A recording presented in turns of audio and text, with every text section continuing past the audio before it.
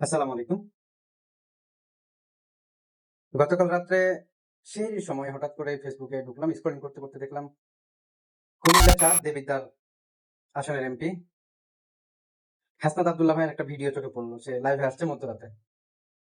সে নির্বাচনের আগে যে প্রতিশ্রুতি দিয়েছিল সেটাকে যে ক্লাস হিসেবে উন্মোচন করেছে জনগণের সামনে, অর্থাৎ তার দেবিদ্বার আসনের মানুষের সামনে।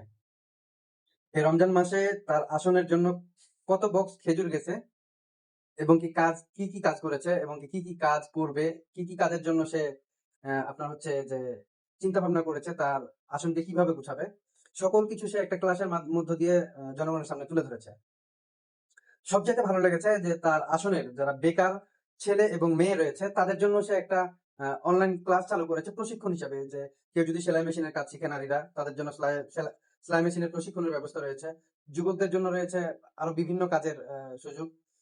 আমি একটা হিন্দি মুভি দেখছিলাম, আপনার মেহেশ বাবু নায়ক, maybe Tamil Tamil movie, Hindi dubbing movie.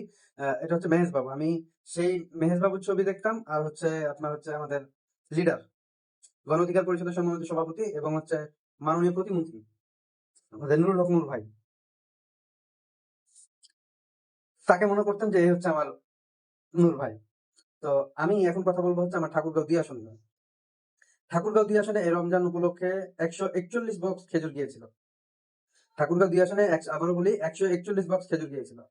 আমাদের ঠাকুরগাঁও দুই আসনের এমপি রয়েছেন সম্মানিত সালাম আঙ্কেল। তার হাত ধরে বা তার নেতাকর্মীর হাত ধরে আমার আসনের, ঠাকুরগাঁও দুই আসনের বালিয়াডাঙ্গি, হরিপুর, ধর্মপুর, কাশীপুরে কোনো মানুষ এখন অব্দি কোনো খেজুর পেয়েছেন কিনা সেটা একটু জানাবেন। আর আমি জানি না এরকম জবাবদিহিতামূলক কোনো এমপি করতে পারবে কিনা, কারণ তাদের ততটুকু ট্যালেন্ট আছে কিনা। তো এই হাসনাত আব্দুল্লাহ ভাই যেটা করেছে সেটা হচ্ছে কি, বাকি যারা সংসদ সদস্য রয়েছেন তাদের জন্য এটা একটা মারাত্মক চ্যালেঞ্জ হয়ে দাঁড়িয়েছে আমি মনে করি আমার জায়গা থেকে। তো এটাকে অনেকে নেগেটিভ দেখতেছে, আবার অনেকে পজিটিভলি দেখতেছে। তো আমি মনে করি যে এটা 100% পজিটিভ। কারণ হচ্ছে কি, একজন আমি ভোটার, আমি যাকে ভোট দিয়ে নির্বাচিত করেছি তার সকল কার্যক্রমের হিসেব বা জবাবদিহিতা নেওয়ার অধিকার আমার রয়েছে। এতদিন আমাদের বাংলাদেশে এই প্রথম কোনো এমপি তার কোনো এমপি জবাবদিহিতা করেছেন জনগণের সামনে। আমি চাইবো যারা সংসদ সদস্য রয়েছেন তারা সকলে যেন এরকম জবাবদিহিতা করেন। ইভেন আমাদের প্রধানমন্ত্রী যারা রয়েছেন তিনিও যেন জবাবদিহিতা করেন। তাহলে হচ্ছে আমাদের দেশের পরিবর্তন হবে, দেশের মানুষের পরিবর্তন হবে। ধন্যবাদ সকলকে, ভালো থাকবেন। আসসালামু আলাইকুম।